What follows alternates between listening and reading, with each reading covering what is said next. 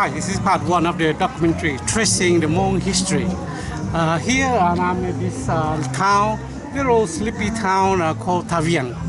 Thavieng is one of the town that marked one of the chapters of Hmong history. This whole story began in 1960 when August 1960 when Captain Kong Le had a coup d'etat in Vientiane, and then Kong Le began to lean toward the left and the Pathet Lao, and then opens diplomatic relation with Russia, and also helping, and also the Vietnamese, and start getting help from the aid from Russia and China directly to Laos. At this time, the Americans are trying to counterbalance this coming of the Russian and the Vietnamese into Laos.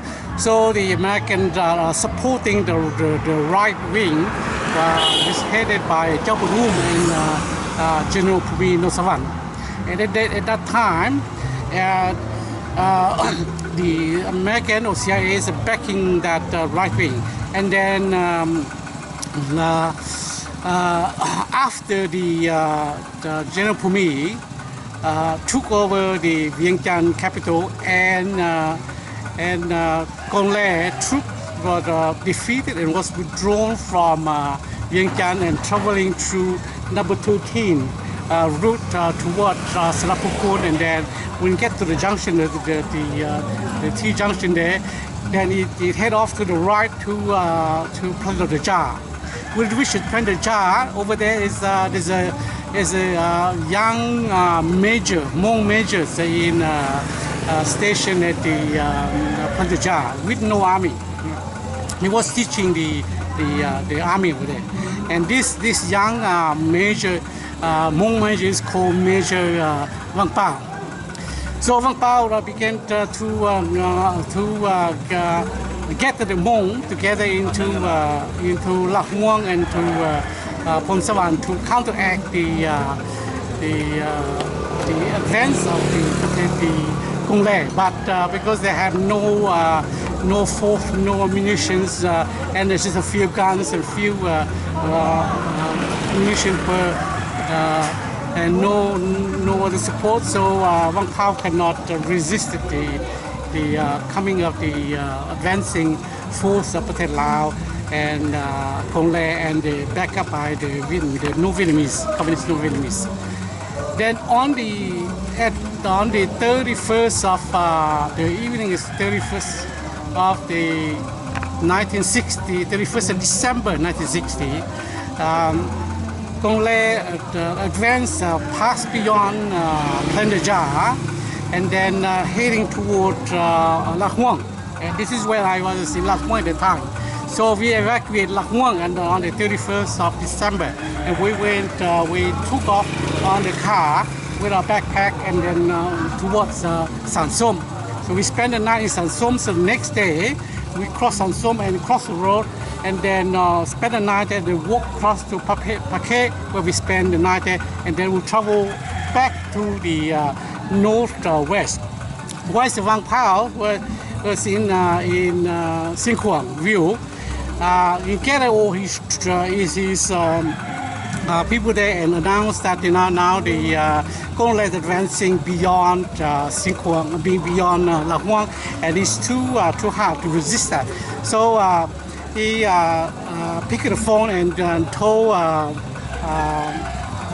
Captains Ning Chu, who's stationed in Nong Het, in this post in Nong Het. This where BV-21. This is an ancient post of the force at Meroyan now, but then, and before that it was occupied by the French force in Nong Het. So told Captain Ning Chu to evacuate Nong Het and to head it west toward Pakistan. Then Vang Pao evacuated Sin Quang, and then took all the people with him, including the Sin Quang provincial Sin Quang governor. They started traveling through this road, number 4 road toward Pakistan. Right? They're traveling through that, and a few days later, they stop at this sleeping town here. They stop at this town here, and it's called Thavieng. And this is where they at the time there that this CIA was headed by Bill Lê, was arrived in Vientiane, and Bill Lê was looking for Vang Pao. So Bill Lê was able to obtain helicopters, and he had no map, so he flew to Vientiane to Bắc San, and then head in and pick up the Nam San River and flew it up. Because he heard that Vang Pao was in Thavieng, so he know that Thavieng is situated along the Nam San River. So he traveled north along Nam San River to Thavieng, and then we get to Thavieng, and he saw little field, and somewhere around this town here. Then he landed there, and there was he found Vang Pao there. And with this meeting in Vang Pao in Thavieng, in this town here, then there's a handshake agreement between the Vang Pao and Bill Lê was made, and the deal was that that the CIA or the American will arm the Hmong to fight the communists, and the Thai will train the Thai Peru Special Force as to train the Hmong and to defend the Xinjiang province, because if Xinjiang fell to the communists, then the low level will fail, and that means the capital Laos will fail to the communists as well. So the American wanting to keep Laos as a government Laos friendly to the West, anti-communist government in Vientiane. So the American have to do everything to stop the Vietnamese and communist Vietnamese and the protect Lao communists to take over to overtake Vientiane. So Vang Pao is the person that was giving that mission to defend this area, Xinjiang, to stop the advancing of the communists to Vientiane. So to protect Vientiane and to keep a pro-American government in Vientiane. Secondly, also is to protect American number 2 ally in Asia, which is Thailand. Thailand is one very important ally for American.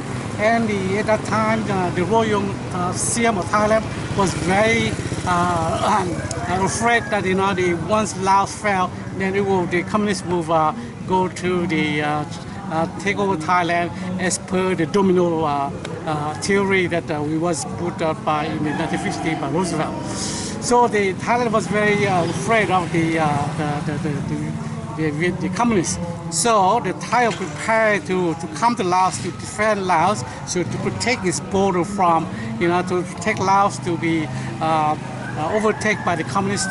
So by doing that, they protect Thailand eastern border, and also to protect Thailand free from the communists.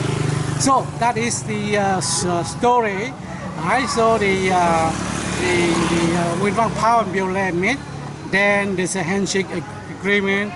There's according to Bill Lê and Vang Pao, as far as I know, I met Vang Pao and Bill Lê a couple of times, and there's no document or any sort of agreement signed. It's a handshake agreement, gentleman agreement that the American will arm Vang Pao, and Vang Pao's will defend the Xinjiang, and then will keep the communists away from Vientiane, and so the American can have a pro-American government in Vientiane to keep Vientiane free from communists and then to protect Thailand. So by doing that, the American are happy to support Vang Pao, and the Thai happy to train the Hmong. So that is the first chapter of the Hmong history, and from then on, then everything is history. And from then on, that this led us to this 40-year celebration around the world. Right now, why the Hmong celebrate this 40 years? It's because everything starts from Thavieng here. This is the beginning. This is the town. This is the beginning of our history here. So from here on, the fight of the Hmong, the history of the Hmong, the future of the Hmong is sealed, and this is where we are today. So everything starts from Thavieng. Okay, so this is the first part of tracing the Hmong history through Laos. So here is Dr. Pao from Thavieng reporting on site. So see you next time.